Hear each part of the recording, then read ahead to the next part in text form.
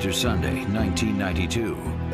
Millionaire Dale Ewell flew his twin-engine Beechcraft from Pajaro Dunes on the California coast to his home in Fresno. Ewell had made millions in the aviation business in Central California. Today, he was flying home to meet his wife Glee and daughter Tiffany, who had driven to Fresno ahead of him. 2 days later at 9 a.m., the maid arrived at the Ewell home. She knocked at the door and got no answer. When she opened the door with her key, two things struck her as odd. The alarm didn't buzz, and the door to the kitchen, always open, was closed. Once inside, she found the bodies of Dale Ewell, his wife and daughter. Within minutes, the Fresno County Sheriff's Homicide Unit was racing to the scene. I remember walking up the front steps in the front door and just peering around the corner towards the kitchen where you could see Tiffany's body. And when I saw that, I just backed back out. In the hallway was a large gentleman that turned out to be Dale Ewell, and a pool of dry blood, which right away tells you that they've been there for a period of time. He was right at the door where Glee was. Detective Sousa had spent years in the robbery division, and the Ewell murders didn't look like a burglary to him. There was no forced entry. They had an elaborate alarm system that did not activate. We proved that it was functional. The house had been ransacked, but the burglars had taken very little that was valuable. Detectives were baffled. The murders looked like a targeted hit, something that would happen in a bigger city, not in sleepy Fresno. Not a lot happens in Fresno, frankly. The Ewell murder was big news, and everyone had a theory. It was the mob. It was Dale's business rivals. It was a burglary gone bad. But the cops knew better. They focused in on the one person who stood to gain the most from the family's $8 million fortune, the Ewell son, Dana. In this type of a homicide, of course, the sole survivor or sole survivors, they're the ones that are going to benefit the most, therefore they're the ones you got to eliminate first. So we were also investigating Dana. 21-year-old Dana Ewell was a flashy dresser, notorious for flaunting his wealth. Those who knew him said he was brilliant but arrogant and obsessed with being rich, even richer than his father. Dana wanted to be a businessman. Dana wanted to be rich. Dana was rich. I mean, his family was rich. He wanted for nothing. Dana wanted to be a big shot. But there didn't seem to be any way that Dana could have done it. He had an airtight alibi. On Easter Sunday, while the crime was being committed, Dana was with his girlfriend and her father, an FBI agent. To the detectives, it seemed like an impossible riddle. The one man with motive had no opportunity. Detective Sousa was about to begin a game of cat and mouse with Dana Ewell that would last 3 years. On the one side, an arrogant, rich kid who thought he was smarter than anyone else. On the other, a blue-collar cop determined to solve a murder. Dale Ewell was born in rural Ohio in the midst of the Great Depression. His father was a farmer who expected his children to earn their keep. We didn't live poorly. We had plenty to eat. We lived with luxuries for a few. The farm was hard work. At the age of 18, Dale left the farm and enrolled in Miami University in Ohio. He graduated with a degree in aeronautical engineering and then joined the Air Force, quickly becoming an expert pilot. When assigned to a base in Phoenix in 1957, Dale met Glee Mitchell, an heiress to an Oklahoma oil fortune. You're like soulmates. Even though they were different personalities, he was quiet, somewhat reserved.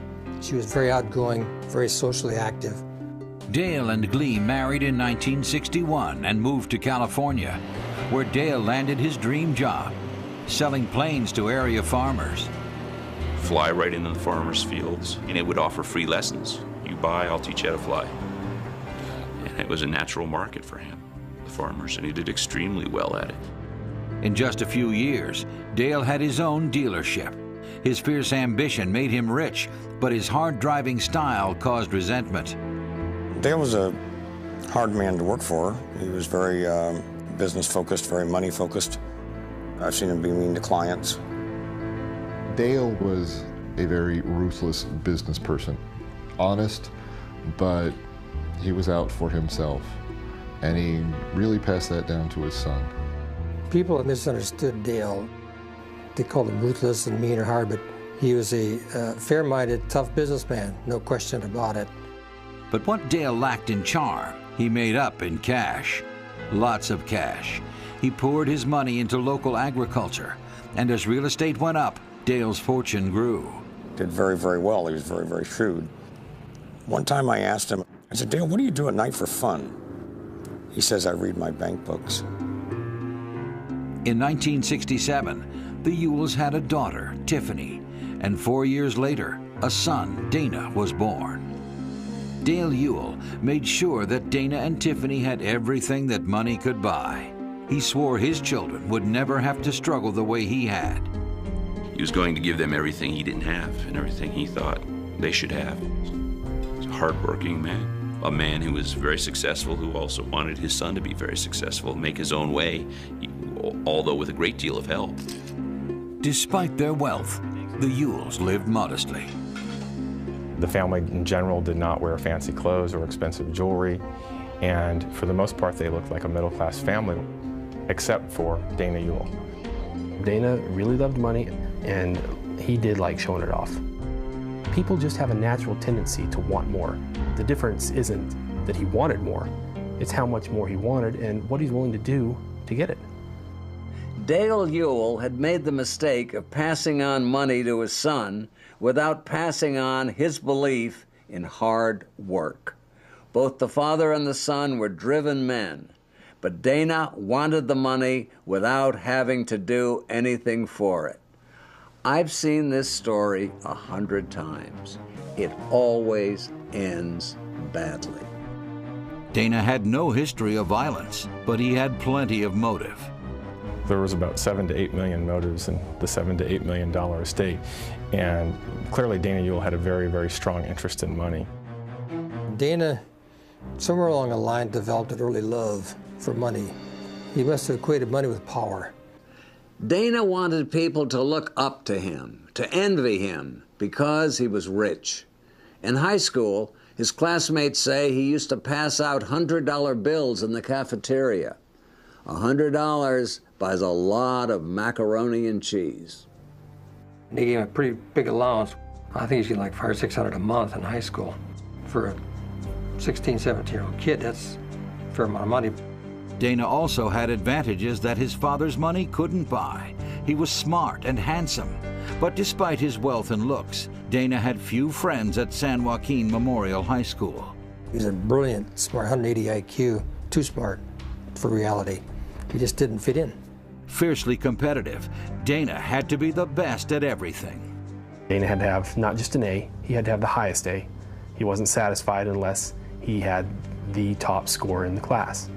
In his senior year, Dana was voted most likely to succeed, and for Dana, success meant money. I'm gonna make $1 million, I'm gonna make $1 billion. I'm gonna be rich. And that was what Dana said, time and time again. In 1989, Dana enrolled in the honors program at Santa Clara University, majoring in finance. Dana's obsession with being rich in his own right grew. He came to class dressed in Armani suits and silk ties and drove to campus in a gold Mercedes-Benz. Dana's grades were good, but he resented having to work for them. During his sophomore year, he plagiarized a classmate's paper in a business ethics class. The professor gave him an F. When most students get an F, they gripe. Not Dana. He wrote the professor a 6-page, single-spaced, typewritten letter which began as an explanation and quickly turned into something else entirely. Dana wrote, "I have all sorts of strange thoughts lately. I see movies about serial killers, about highly immoral men, and what psychologically stressed people do. I don't want to do anything else wrong." The professor found the letter a little disturbing. Wouldn't you? Dana's father seemed unaware of the violence lurking beneath the surface. When Dana got in trouble, Dale would cover for him, like the time he wrecked his brand new Mercedes. Dale Ewell took responsibility for the accident and then had the car replaced with an exact model. I don't think Dale did it for Dana. I think Dale did it for Dale, to protect himself. Why is Dana driving that car now? What happened to his Mercedes? He didn't want these questions asked. And he knew how to stop people asking questions. Dana's closest friend at Santa Clara was a quiet, insecure loner named Joel Radisich. Joel was a computer whiz and fellow business major who lived down the hall from Dana. We referred to him as the odd couple. Dana was this real preppy, clean-cut kind of guy, and Joel was a slob, you know, skateboard, never looked kempt. Joel grew up in the West Hills area of Los Angeles, the youngest son in a family of 7 children, where money was always tight. Dana would come to control and manipulate Joel with astonishing ease. As for his relationship with women, Dana was drawn to a certain type. Dana Ewell seemed to like the girls or women that were very flashy. But during his junior year, he started dating a very different woman. Monica Zent had grown up in a middle-class home in Morgan Hill, a suburb of San Francisco, the daughter of an FBI agent. Monica Zent was more meek and mild and conservative. Joel and Monica weren't enough. Dana wanted the world to think he was successful and important. He lied to a reporter from a major paper, claiming that he was a self-made millionaire who owned a profitable aircraft distributorship. The article went to print. His father just went ballistic when he read what Dana was saying he had done, because many of the things that Dana claimed to have done, his father actually had done. Dale reacted to this news article as being a slap in the face, a total destruction of his belief in his son. The only thing we can guess is that Dale gave Dana an ultimatum that we'll support you to end the school and you're on your own, you're out. In the spring of 1992, Dana and Monica decided that the upcoming Easter weekend was the perfect opportunity to get their families together at the Ewell's beach house in Pajaro Dunes. On the Thursday before Easter, Glee and Tiffany drove to the beach. Dale Ewell flew his plane up. Monica's parents, the Zents, drove down to join the Ewells. For the first time, the families were together. It was a festive evening. At dinner, when John Zent mentioned the glowing newspaper article he'd seen about Dana, Dale only nodded grimly. The Zents left the Ewells' house around midnight. Little did Dale, Glee, and Tiffany know what awaited them at their home in Fresno. Shortly before dawn on Easter Sunday, an intruder slipped into the Ewell home at 5663 East Park Circle Drive, carrying a backpack, a pager, and a plastic tarp. He moved purposefully from room to room. He spread the tarp over the floor, removed a 9mm assault rifle from his backpack, and assembled it. Then, the intruder waited patiently for hours, sitting on the plastic tarp so he wouldn't leave behind so much as an eyelash. He had one hand on his pager, waiting for the confirmation that the mission was a go. Tiffany walked through the door to the kitchen. She was killed instantly with one bullet to the back of the head. Glee heard the shot and made it as far as her office before being hit with a bullet fired at point-blank range. An hour later, Dale Ewell arrived home to meet his wife and daughter. He made his way down the hallway.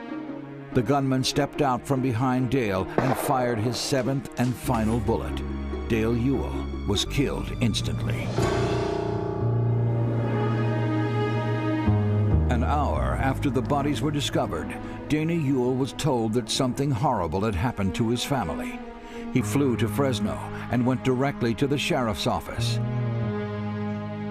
At that time, he was notified that his family had been killed. And his reaction to just totally blew me away. Do you know of any reason why anybody would want your family dead? Nothing, no. What about kids in the area? It's interesting that you ask that, because wasn't that long ago, my family were talking and said, gee, it seems like all the people on our block are just quacks. I mean, the kids are turning out to be monsters. There was no sorrow or no emotions of any sort, and I thought, well, maybe, he's in shock. The next day, detectives took Dana to the house and walked him through the crime scene.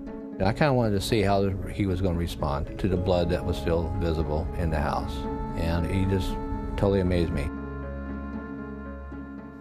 The crime scene was horrific. There was blood everywhere. The police had cut crude holes in the walls to remove the bullets.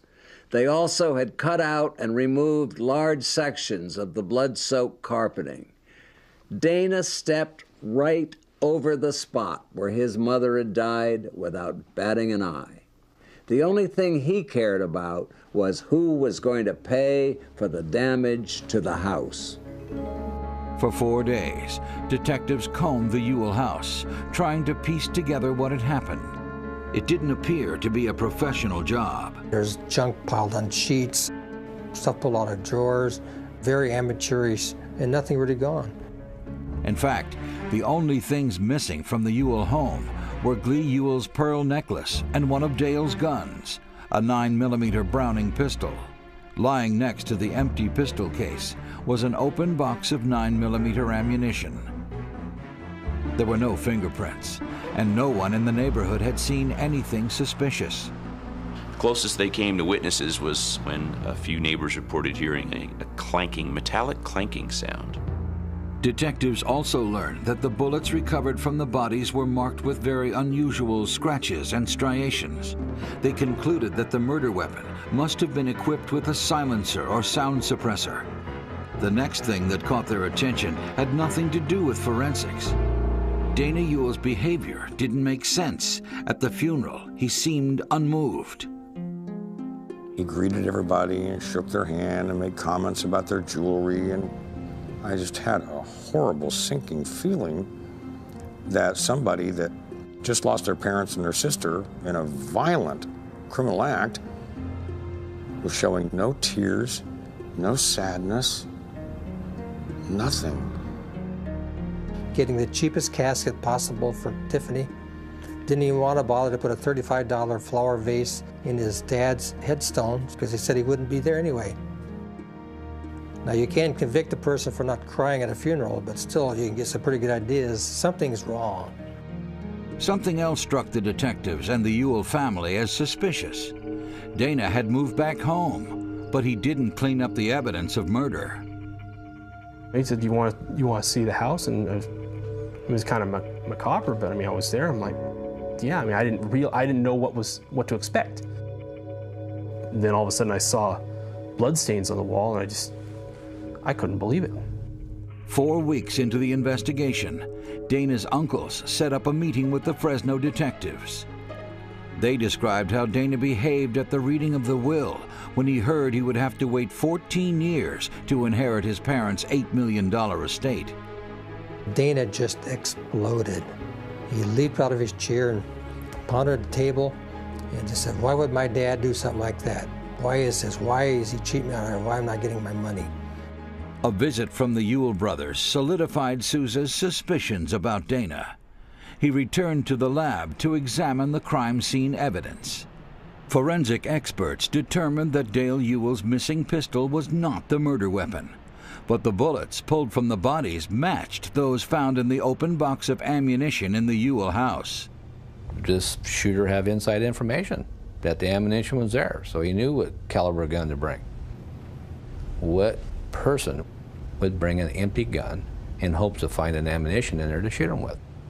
Only 4 people would have known that the ammunition was in the house, and 3 of them were dead. It was another piece of the puzzle pointing to Dana. The detectives had to eliminate Dana as the gunman, but Souza figured Dana could have hired someone to do it for him. Fresno detectives traveled to Santa Clara University to learn more about their suspect. There, they discovered that Dana's closest friend at school was Joel Radisich. Souza thought Joel might know something, even the smallest detail that would lead him to whoever Dana had hired. But when he called Joel at his mother's house, Joel gave him more than that. He goes, "What are you going to do, arrest me?" I'm going, and that obviously set me back. I'm going, wow, why would, you know, I'm thinking to myself, why would someone say something like that? The following day, Souza and Curtis interviewed Joel at a nearby Holiday Inn. Joel said he and Dana didn't know each other well. Did you know Dana Ewell? We weren't really tight, but we were just friends. We like to kick it together. Joel also told detectives he had an alibi. Easter Sunday, what did you do? Easter Sunday, I was at Hamrick's, an auto body. But when the detectives checked Joel's alibi out, the owner of Hamrick's claimed he hadn't seen Joel at all on Easter Sunday.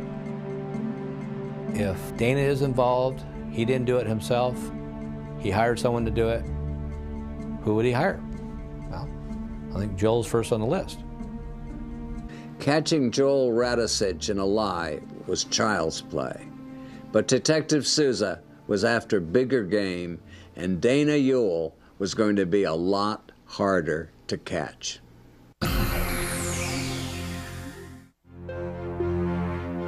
A month into the investigation of the Ewell family murder, detectives were publicly saying the case was still wide open.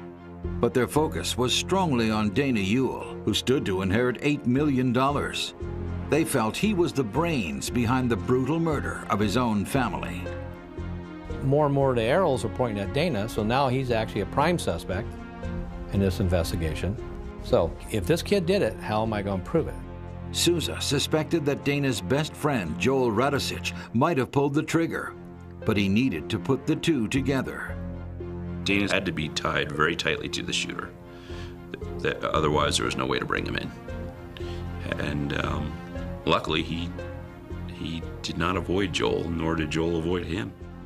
Dana Ewell thought he was home free, but he didn't know the cops were onto him. In fact, he thought the cops were idiots. A friend of his told detectives that Dana referred to Detective Souza and his partner as Mutt and Jeff. The cops would never find out who killed my parents. That was his comment. Only reason they're cops is because they weren't smart enough to get a better job. These are stupid statements to be making if you're guilty.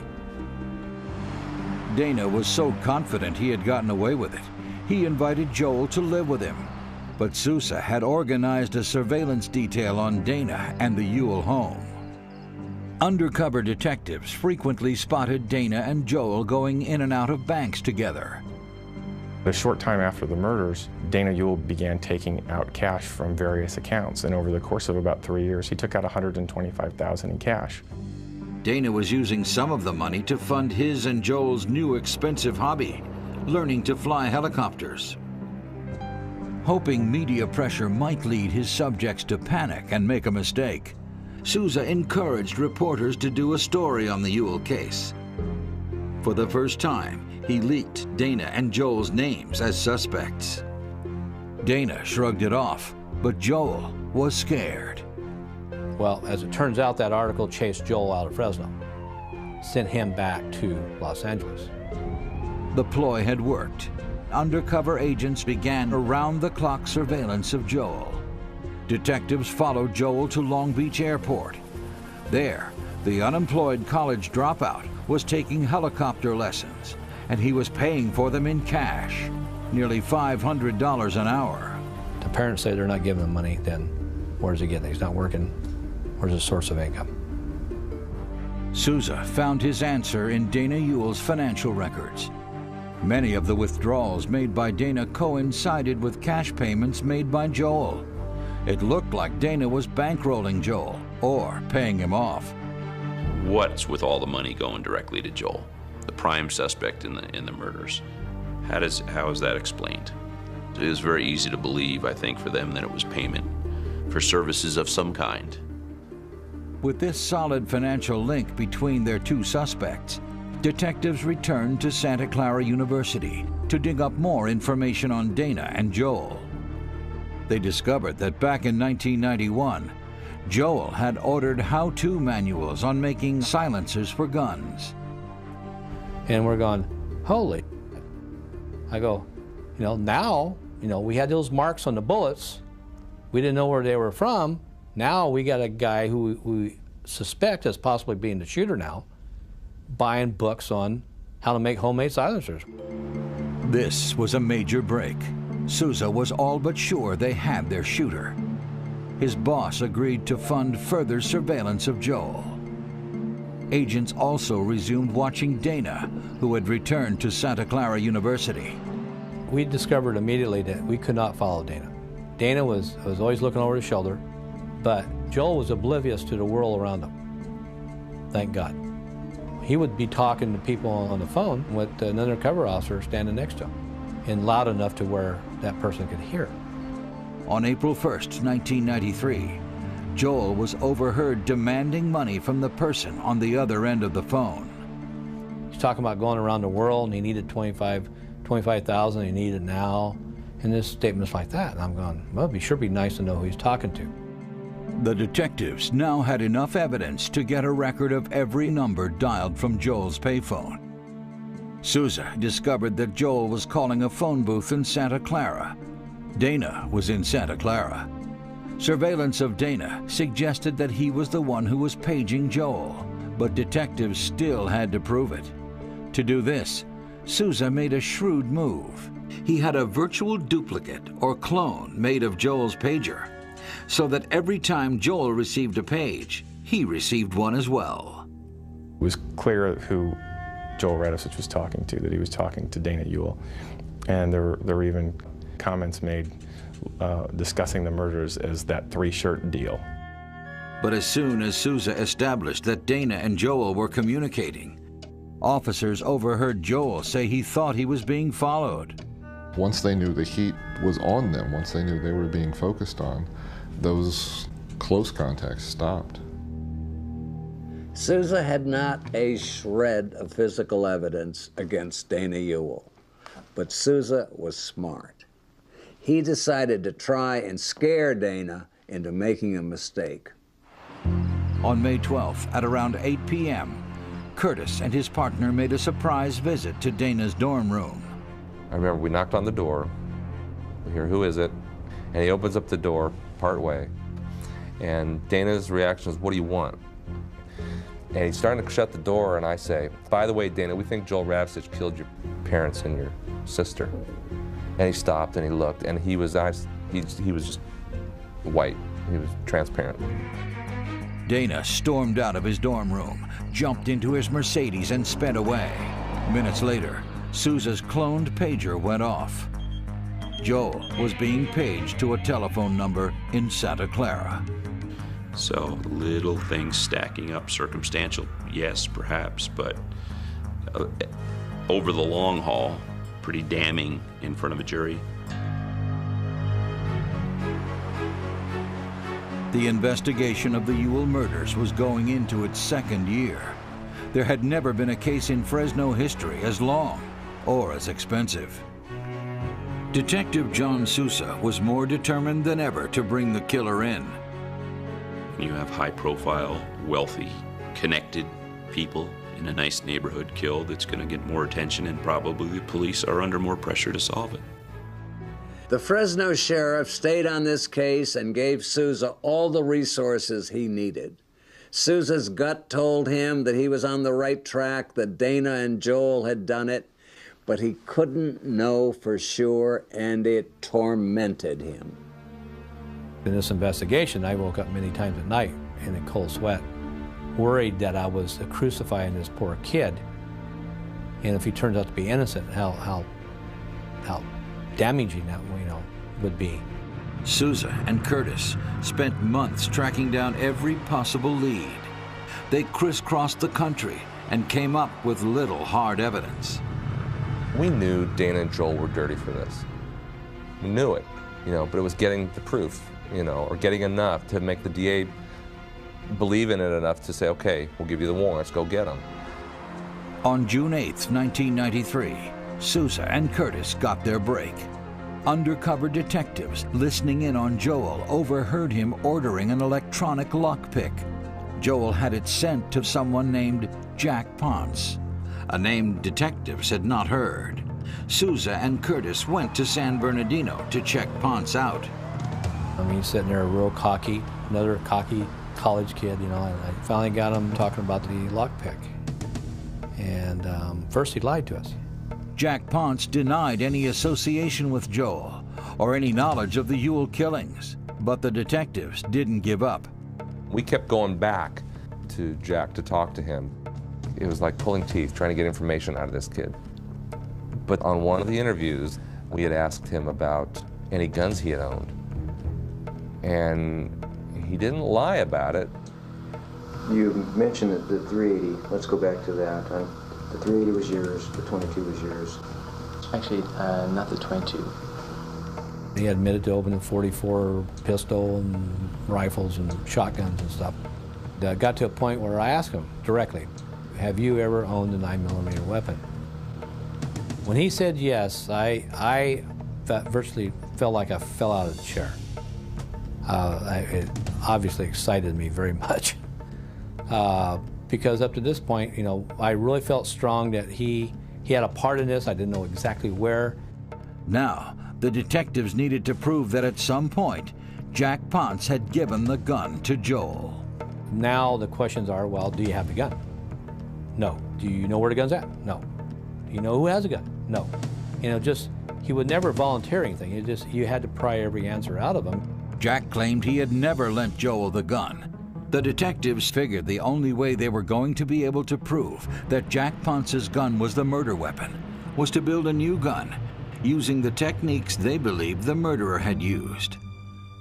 First, detectives tracked down several gun barrels that came off the assembly line close to Ponce's. Back in the lab, ballistics experts used the handbook that Joel had ordered in 1991 to build a makeshift silencer. The instructions said to drill holes in the gun barrel and affix the silencer. They test-fired the recreated gun. The homemade silencer changed the sound of the blast. Now we go back to our neighbors saying they heard noises, but it wasn't gunshots. It was clanging noises. Now we know what that sound was. The fired test bullets were identical to the bullets from the murder scene. When he drilled the barrels, he was leaving a burr on the inside of the barrel. So that's what made the marks, as it turns out. In January of 1995, Sousa and Curtis constructed a timeline stretching 100 feet long and color-coded each piece of evidence. And the timeline was invaluable because it would cause us to see how things related to each other that you wouldn't see otherwise. And it really told the story. The evidence was still circumstantial, but when added together, it presented a story with no loose ends. A story strong enough to take to court. Detectives could now link Dana to Joel, Joel to Jack Ponce, and Jack Ponce to the murder weapon. On March 2nd, 1995, arrest warrants were issued for Dana Ewell, Joel Radosich, and Jack Ponce. Dana Ewell and Joel Radosich were each charged with 3 counts of first-degree murder. If convicted, they could get the death penalty. Dana Ewell, Joel Radosich, Jack Ponce. The cops had a name for them, the Three Stooges. They used it as the file name on all the paperwork. Now Sousa was about to use one stooge against the other 2. The DA asked Ponce if he wanted to cut a deal, and he did. He agreed to tell authorities everything he knew. When Jack Ponce knew he was actually being arrested on a warrant of 3 counts of murder, I really felt strong that he would come truthful. And he did. And he had a whole lot more than I thought he had. The high-profile trial began on December 16, 1997. The Ewell triple homicide was the greatest crime story to hit the San Joaquin Valley in decades. This was the O.J. case of Fresno. I mean, this was that big in Fresno. High-profile defense attorney Ernest Kinney stepped forward and offered to take the case for free. I'd seen all the publicity. He's the spoiled rich kid. He's a jerk. And then as time went on and he contacted me and I looked at some of the evidence, it was so weak that I started to realize that, maybe this kid didn't do it. Ernest Kinney was a player in the O.J. Simpson trial. He was a friend of O.J.'s and did TV commentary. Kinney is a piece of work, and he'll be the first one to tell you that he's the best criminal defense attorney in the state of California. Anytime there's a camera up, Ernie wants to be on it, and this was a big, high-profile case that was going to get him notoriety. The prosecution began with the scene of the murders. They described the crime as an orchestrated hit. Next, they presented the assembled AT-9 assault rifle, fitted with a silencer, and the crucial ballistics evidence. The prosecution called 95 witnesses who presented the interlocking evidence they thought would convict Dana and Joel. But their star witness was Jack Ponce. On March 27, 1998, Ponce took the stand. From opening statements by both the prosecutor and especially Dana's defense lawyer, Ernie Kinney, Jack Ponce was going to be the key. Ponce testified that a few days before the murders, he bought a 9mm assault rifle with money Joel gave him. Joel, he said, committed the murders to split the $8 million inheritance Dana expected to collect. The prosecution knew they couldn't rely on the jury believing Jack's testimony, so they stressed the close relationship between Dana and Joel. But it was all circumstantial. A bunch of garbage. But when you take it and you add it with motive, pretty soon the sinister Dana Ewell had to be the one. Neither Dana Ewell nor Joel Radisich testified in their own defense. After nearly 5 months, both sides rested. But for the jury, the real work was just beginning. I have a son the same age, and I didn't want to believe that these two young men were capable of anything that they were being charged with. It was going to be tough for somebody to prove to me that these two young men were guilty. Every one of those 12 people wanted to acquit. They were parents, most of them. They were looking for reasons to acquit. The jurors created their own timeline with evidence they felt was incontrovertible. People would look at it and just sort of collapse, several of them into tears. They would just look at it and start crying because they couldn't pretend, they couldn't believe they were not guilty. On May 12, 1998, Dana Ewell and Joel Radisich were found guilty. 1 week after handing down guilty verdicts, the jury returned to the courtroom to decide if Dana and Joel would live or die. For 3 days, the jury struggled with the sentence. In the end, they deadlocked. The judge handed down the harshest punishment he could: life in prison without parole. Speaking out for the first time, Dana Ewell declared his love for his parents and his sister. I love my family with all my heart and soul. We were so very close and happy and content. I only wish that I could get up and walk away from here, and that my mother and my father and my sister would be waiting for me, and we could be together again forever. Dana, as he grew older, he lost his sense of right and wrong. He wanted what he wanted, irregardless of the price that other people might have to pay.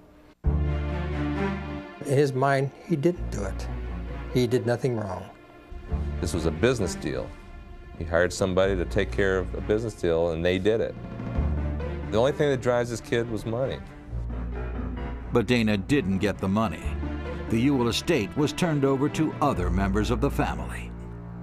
Dana Ewell, this man with all this money, now sits with Charlie Manson, Juan Corona, Sirhan Sirhan, some of the worst, most villainous men known. If he's guilty, he more than deserves it.